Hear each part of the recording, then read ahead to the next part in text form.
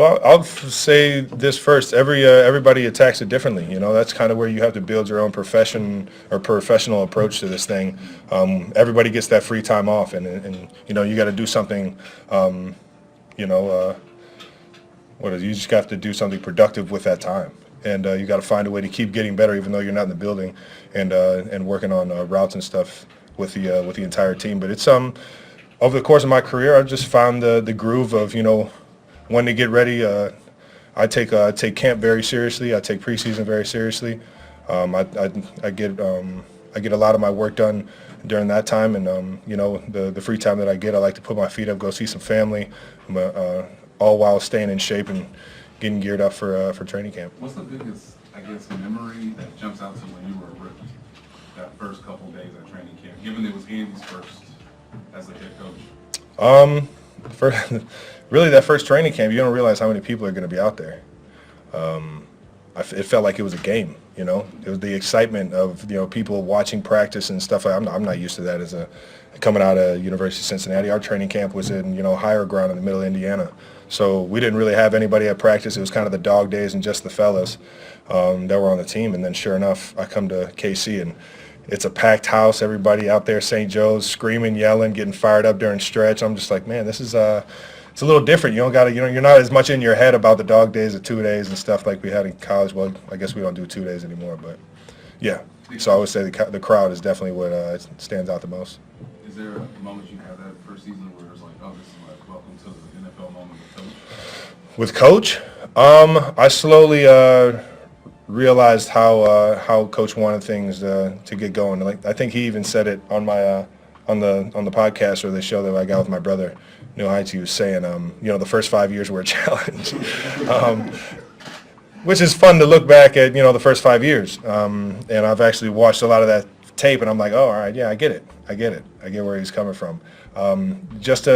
You find that professional approach and you find that that groove, and I think Coach Reid does it the best of channeling everybody to that discipline aspect. It's hard. It's not an easy thing to get a bunch of grown men to stay disciplined on stuff like So it's just, I think the welcome to the league moment with Coach Reid was just that eyebrow he gives you, man.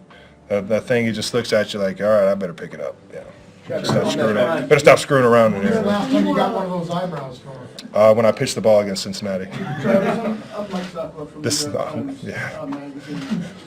Can you look back on the Super Bowl a moment and specifically at those 2 touchdowns where guys had like an acre of ground to catch the ball? Yeah. And tell me like how that happens, and did you know that was going to happen?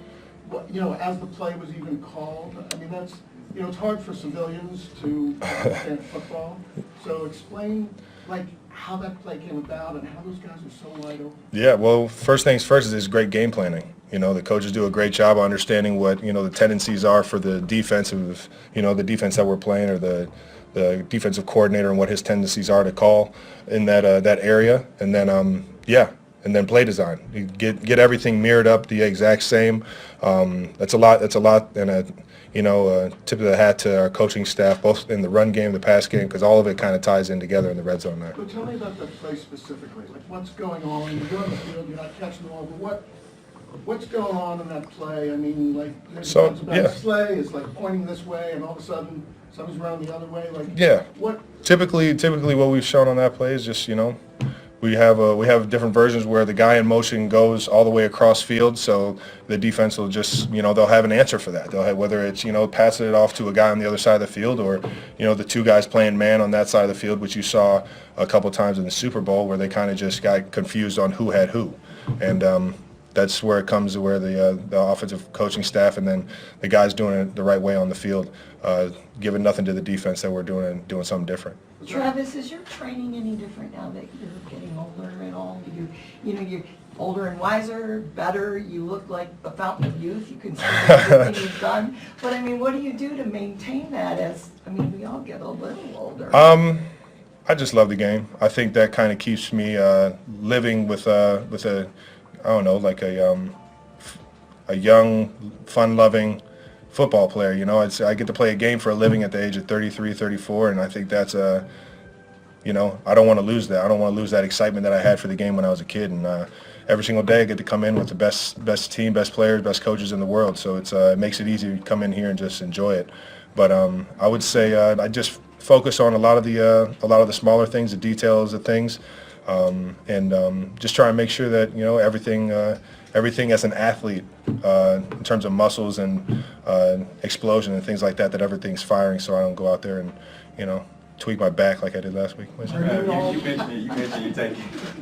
You mentioned you taking this time seriously, like preseason and camp and all that. But how much? Karen mentioned, you're older in your career. How much do you embrace the mentorship? Like, with Oh man, I Jody love and it, man. Sky and those kind of guys? We got the best tight end room in the league right now, and it's fun to be a part of all just the grand scheme of things in terms of this offense and what it can do. But coming to work and being around the tight end group, man, we got a fun group that just loves to play this game and wants to make plays, no matter how they got to do it. Whether we're blocking, whether we're catching the ball downfield, or just finding a way to get somebody else open. And that's the beauty of the tight end positions, that we're pretty selfless, and whatever you need, we can do. And the young guys, man, the guys that are kind of like still getting molded into this offense that you'll see this year, any bit of advice I can give to anybody, and that's kind of across the league. I'll give nuggets of gold over here at Tight End U coming up next week, or what I think are nuggets of gold. And you know what? And it'll be I'm here to try and get everybody to be at their best, and still got that confidence that what we do over here is always going to be number one. How much Okay, is we it have cost? 4 more, we gotta wrap up, guys, so Todd, Blair, Pete, Mackenzie. How much does that keep you young? Keep me young, man. I'll tell you what, it is fun, man. Seeing Jody Fortson fly around, seeing Noah fly around, Matt Bushman coming in, making plays every single day. That gets you excited about the group. So that alone kind of builds the motivation, that kind of builds the beast and gets you to want to fly around too and have some fun catching the ball and getting open, man. So without a doubt, man, I think it fuels me, but I think this entire team fuels each other. We don't got a lot of drains out here, baby. It's all City of Fountains out here. Travis, one of the things like on the podcast that you guys are doing, there weren't podcasts when you were, maybe there were, but you probably wouldn't have been trusted to do a podcast in your first 5 years of the league. It's fair enough. And now you are. Can you tell us, I don't think I've heard you talk about how that came about. Did you ask the team permission? Were they like, all right, Travis, we trust you to do this now? It was kind of like when I got drafted. It was just like, oh, all right, who are you doing it with? He was like, I'm doing it with Jason. Like, oh, okay, well, you can do it then.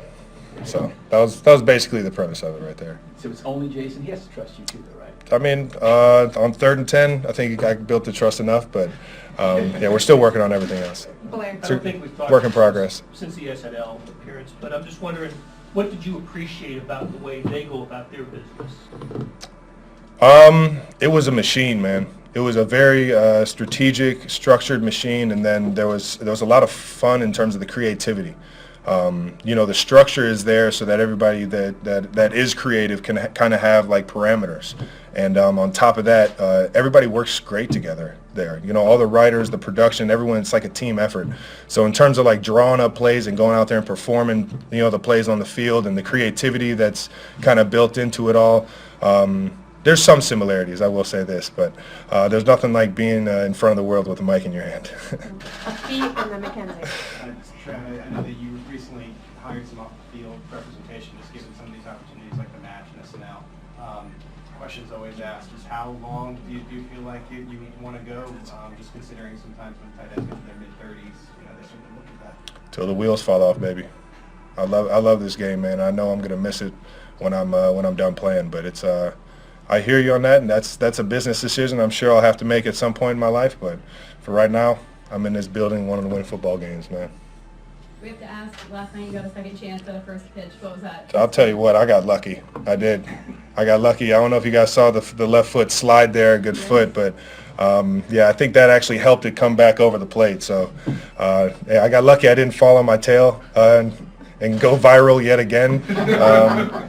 For the wrong reason, but yeah, shout out to Bobby Witt for he kind of painted that corner for me a little bit, put it over the plate. So thanks to the Royals for letting me get a second chance, and I'm sorry, Cleveland. I'm so embarrassed to come back home now, but you know what I mean. Travis, are you at all impressed with what you're accomplishing at what is considered an advanced football age? I would say my mentality is always on my worst critic. I can't watch myself on film without just absolutely just telling myself that I suck 90% of the time. There's times where, you know, it's fun and, you know, you make it play, or you get open, or you make a good route, or you make a good block. But at the same time, it's you have to be your own worst critic. You can't sit there on the times that you know you have success. There's always chances where you can just keep getting better and getting better, and that's just kind of the mentality I've always had in my athletic career, man. This is the first time in 2025 that Travis Kelce has publicly mentioned Taylor Swift in an official football-related interview, amid growing wedding rumors among fans, the merging of two worlds, sports and music. The relationship between Travis Kelce and Taylor Swift has become one of the most talked about love stories in pop culture today.